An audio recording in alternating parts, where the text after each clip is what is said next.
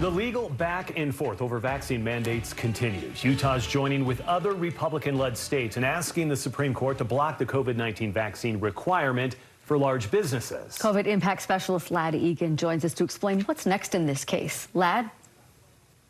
Yeah, there's confusion for employees and employers over the back and forth for this vaccine mandate and testing requirement for large companies with more than 100 workers. The latest came Friday when the 6th Court of Appeals lifted a pause on the mandate.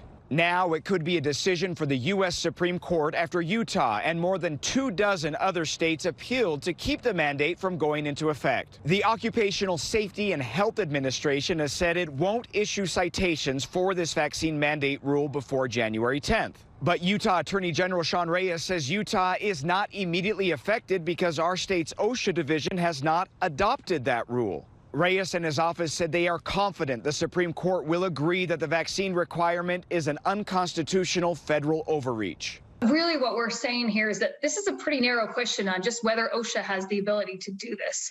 OSHA is specifically designed to regulate work hazards, and this hazard goes way beyond work. It's just in the community generally. The emergency application states this case does not present the question whether vaccines or vaccine mandates are wise or desirable. Instead, it presents the narrow question whether OSHA had authority to issue the mandate. If you give the OSHA this authority, you're giving them authority to basically have to regulate all health decisions all over anywhere in the country beyond occupational hazards. The court document also argues that requiring businesses to take steps to implement the mandate now, pending this court's decision, would have significant destabilizing effects across the country.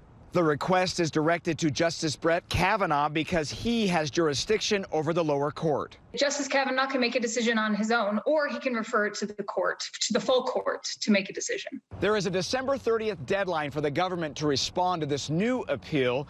The Utah Attorney General's office says things are moving along very quickly, and it expects to know more soon after that deadline. Back to you.